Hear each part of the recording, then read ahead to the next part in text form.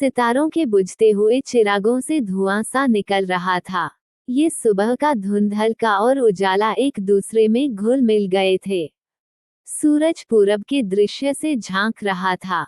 रात के मुसाफिर रखते सहर बांध कर जाने के लिए तैयार खड़े थे। रात उलटने वाली थी, उसके मोहरे आप ही आप कब कब आ रहे थे। बहुत कम लोग उस वक्त उठाना चाहते हैं। बिस्तर की सलवटें सोने वाले का दामन थाम कर कहती हैं कि एकदम बेवफाई ना कर। अभी दिन कहाँ निकला है, धूप अच्छी तरह फैल जाए तो यहाँ से उठकर जाना। खूब मजे के साथ करवटें बदलो, अंगड़ाइयां लो, आंखें मलने के बाद भी लेटे रहो, ऐसी जल्दी क्या है। कलियों को तो चटक जाने दो, नींद का मजा जागने पर ही महसूस होता है। इस मजे को देखो, अधूरा न छोड़ देना। आंखें खुलते ही बिस्तर से फौरन उठ जाने वाले ख्वाब की लज्जत से आखिर महरूम रहते हैं। यह मक्का की सुबह थी। लोग ठंडी हवाओं की गोद में सो रहे थे। रात की खामोशी टूटी न थी। किसी किसी रास्ते से ऊंट के गले की घंटियां बजाने की आवाज आ रही थी। मक्का वालों के घरों पर नींद की खामोशी छाई हुई थी। इस आलम में बनवासियों के लंबे चौड़े मकान के दरवाजे के पास एक आदमी काला कंबल पर दीवार से कमर लगाए बैठा था। वह गहरी सोच में डूबा हुआ था। उसके माथे पर सलवटें जल्द जल्द उभरती और फिर फैल जाती। फिक्र एहसास के इस बोझ ने उसकी परेशानियों को भारी बना दिया था। उसकी आंखों में कभी चमक पैदा होती और कभी अंधेरा, ख्यालात मचलते रहते। वह अचानक खड़ा हुआ और सहन में तेज तेज टहलने लगा। धूप धूप फैल चुकी थी। अबू कुबैस की चोटियों पर सूरज की किरणें सुनहरी शेर लिख रही थी। परिंदे चेचा रहे थे, बकरियां ममया रही थी और ऊंट बिल बुला रहे थे, मगर यह आदमी अपने हालात में डूबा हुआ था। और फिक्र की शिद्दत ने सुबह के हंगामों से उसे बेखबर बना दिया था। घर के लोग उसकी तरफ हैरत की निगाह से देख रहे थे। कहीं बानू उमैया से किसी बात पर झगड़ा तो नहीं हो गया। उमरिया और हाशिम की औलाद की तलवारों को नियाम से तो बाहर आना नहीं पड़ेगा। शाम सीरिया से जिन ऊंटों पर तिजारत का सामान आ रहा था कि ही वह तो नहीं लूट गए।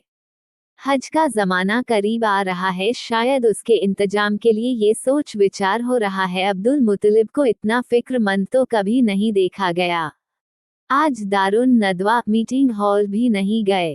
कुरैश के सरदार उनके मुंतजिर होंगे। सब लोग अपने अपने ख्याल के मुताबिक कयासरी कर रहे थे।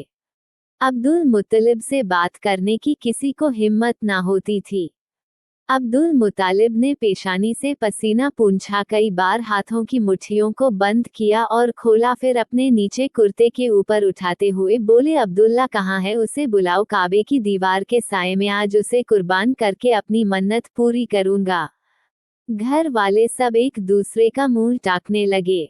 अब्दुल मुत्तलिब के फैसले को सुनकर सबके चेहरे एक बार पीले पड़ गए, जैसे उनके जिस्म में खून नहीं पानी है। मकान के सहन में ऊंट के कजादों के पास दीवार में बहुत बड़ा ताक था, जिसमें मिट्टी के प्याले, रसिया, सत्तू के खाली ठेले और टूटी हुई जीरा के टुकड़े और लोहे के कुछ हथियार रखे थे। अब्दुल मुत्तलिब ने ताक से छुरी उठाए और उसकी धार देखने लगे। धार तेज थी, मगर अब्दुल मुत्तलिब ने एहतियातन जीरा के लोहे पर उसे रगड़ना शुरू किया। देखते ही देखते बिजली की तरह हर तरफ खबर फैल गई। अब्दुल मुत्तलिब ने जो मन्नत मानी थी कि अल्लाह ताला ने मुझे 10 बेटे दिए हैं तो मैं एक बेटे को अल्लाह के लिए कुर्बान करूंगा, आज उसी मन्नत के पूरा करने की वह तैयारी कर रहे हैं। छुरी की धार तेज की जा रही है।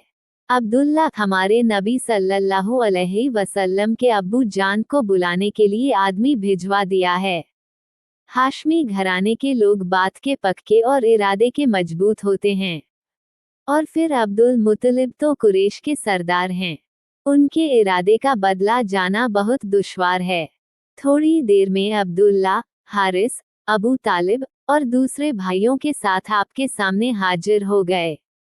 और उनके आने के थोड़ी देर बाद अब्दुल्ला के ननिहाल वाले भी नवासे के कुर्बान किए जाने की खबर सुनकर वहां चले आए। अब्दुल्ला एक तरफ चुपचाप खड़े थे, सबकी निगाहें उन्हें पर थी, तरस खाने वाली निगाहें कि काश अब्दुल मुतालिब के हाथ से कोई छुरी छीन लेता। लोगों की हमदर्दी के इस मंजर को देखकर अब्दुल मुतालिब ने ऊंट के काजवे पर पैर रखते हुए कहा, अंडस्को अंडस्को अंडस्को अंडस्को, मुझे बुज़दिल बनाने के लिए तुम यहाँ इकट्ठे हुए हो। हमदर्दी का ये निराला अंदाज है। एक शरीफ आदमी को वादा पूरा करने और अपनी मन्नत पूरी करने से रोका जाता है। मेरी मन्नत सबको मालूम है। रात मैंने कुरंदाजी की थी, पूरे हथियात और जिम्मेदारी के साथ कुरे डाले थे। अब्दुल्ला के नाम कुरा निकल आया, आज उसको कुर्बान करके अपनी मन्नत पूरी करूंगा। जो लोग कम हिम्मत और बुजदिल हैं वो अपनी आंखों पर कमीजों के दामन डालें। जो ज़िबह होने वाले की चीख पुकार सुन नहीं सकते वह अपने कानों में रुई ठूस लें। लोगों को मेरे बच्चे से हमदर्दी है मगर मेरी शराफत और हज़्ज़त से हमदर्दी नहीं। अदनान की औलाद इतनी कम हिम्मत हो गई। काश अबू कुबैस का सीना फट जाता और तमाम बुज़दिल कुरैश उसमें आ जाते।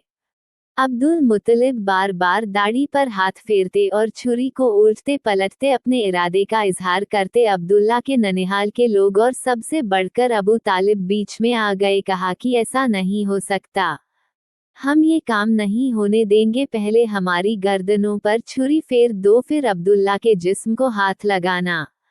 बात बढ़ने लगी। अब्दुल मुतालिब अपनी जिद पर कायम थे कि चाहे दुनिया इधर उधर हो जाए मेरा इरादा नहीं बदल सकता।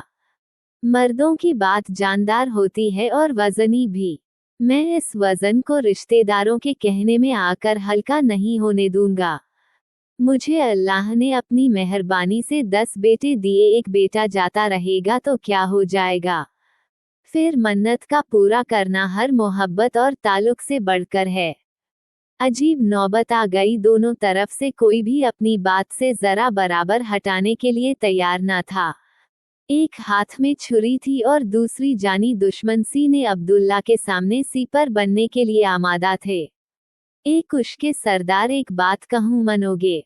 एक बूढ़े आदमी ने अपनी कमर से रस्सी की गिरा ढीली करते हुए कहा, मुझे किसी बात का इकरार ना लो बड़े मियाँ, तुम्हें जो कुछ कहना है का डालो। अब्दुल मुतालिब ने जवाब दिया, बानो आमिर के मोहल्ले में जो काहिना रहती है उसे तो आप जानते हो। बूढ़े ने पूछा, मैं क्या सर मक्का उसे जानता है? कहानत में आज उसका जवाब नहीं। यमन तक के लोग उससे फाल खुलवाने के लिए आते हैं। अब्दुल मुत्तलिब ने छुरी की नोक दीवार में चुप होते हुए कहा, इतना ही नहीं, आसान के बादशाह उस कायना की खिदमत में माल भेजते हैं, चलो उसके पास चलकर इस मसले को पेश कर दे, वह जो कहेगी उसी पर अमल करेंगे। उसे किसी बात का लालच है और ना किसी का डर, उसका फैसला दो टूक होगा। बूढ़े के कहने पर अब्दुल मुतालिब ने कुर्ते का उठाया हुआ पल्ला हाथ से छोड़ दिया, गोया वह काहिना के पास चलने को तैयार हैं और यह बात उन्हें मंजूर है। इस छुरी को तो घर में रखते चलो। एक रिश्तेदार ने गुस्से में कहा, नहीं ये नहीं हो सकता, काहिना के फैसले तक ये छुरी अब्दुल मुतालिब के हाथ से अलग ना हो सकेगी, मुझे हर बात के लिए मजबूर ना करो। अब्दुल मुतालिब ने घर के दरवाजे से निकलते हुए जवाब दिया। बनु हाशिम के चंद लोग अब्दुल मुतालिब को लेकर काहिना के पास पहुंचे। काहिना अधेड़ उम्र की औरत थी, बिखरे और उलझे हुए बाल, चेहरे पर मिट्टी, आधा खुला हुआ जिस्म, गले में ऊंट की हड्डियों के माला, हाथों पैरों और बाजू में लोहे के मोटे मोटे कड़े। इंतहाई भयानक और डरावना चेहरा, लाल पीली आंखें, चढ़ी हुई भावे, सलवटे पड़ा हुआ माथा, नीले होंठ, चौड़ा जबड़ा। औरत काहे को थी, अच्छी खासी देवनी थी। इसने कहिना का लोगों को अकीदतमंद बना दिया था। लातुजा के प्रस्तारों का ख्याल था कि गैब की बातें आम चेहरे मोहरे के आदमी नहीं बता सकते, इसके लिए तो सबसे अलग चेहरे और सबसे अलग होलिया होना चाहिए। सब लोग हाथ बंधे काहिना के चारों तरफ खड़े हो गए। उसने अपनी लकड़ी के इशारे से जिस पर जैतून का तेल लगा हुआ था जमीन पर बैठने के लिए इशारा किया। अब्दुल मुत्तलिब छुरी को जमीन में गाड़कर उसके सहारे बैठे काहीना के सामने मामला पेश हुआ। वह ध्यान से सुनती रही, आंखें बंद किए हुए, जैसे उसका जिस जमीन पर है मगर उसका दिमाग आसमान की सैर कर रहा है और गैब की बातें उसकी आंखों के सामने खुली हुई है। हम चाहते हैं कि किसी तरह अब्दुल्ला की जान बच जाए और एक आदमी की बात अभी पूरी नहीं हुई थी कि अब्दुल मुतालिब बीच में बोल पड़े। आप काहिना की तरफ को देखते हुए, इनके कहने में ना आए जो कुछ आपका दिल और सबसे बढ़कर यह कि आपका इल्म के है उसको हूबहू जाहिर कर दें। इस पर काहिना जोर से हंसी, बड़े बड़े दांतों का पीलापन उसके हंसने को डरावना बना रहा था। वह अपने खास अंदाज में बोली, मन्नत दूसरी भी पूरी हो सकती है। अब्दुल्ला के नाम के साथ ऊंट का भी कूड़ा डालो, यहाँ तक कि अब्दुल्ला की जगह ऊंट का नाम निकल आए, तब ऊंट कुर्बान कर दिया जाए, मन्नत पूरी हो जाएगी। सब लोग खुशी खुशी घर वापस आए और कुरंदाजी शुरू की। पूरे की शुरुआत 10 ऊंट से हुई। हर बार अब्दुल्ला का नाम निकलता, घर वालों के चेहरे फीके पड़ जाते। 100 ऊंट पर जाकर अब्दुल्ला की जगह ऊंट के नाम का खुदा निकला और अब्दुल मुतालिब ने 100 ऊंट कुर्बान कर दिए। अब्दुल्ला आज छोरी के नीचे से निकले थे, उन्हें दोबारा जिंदगी मिली थी। जितनी खुशी होती थोड़ी थी। लड़कियां खुशी के गीत गाने लगी, बच्चे, छोटे छोटे बच्चे नेज़े और कमाने लेकर खेलने लगे।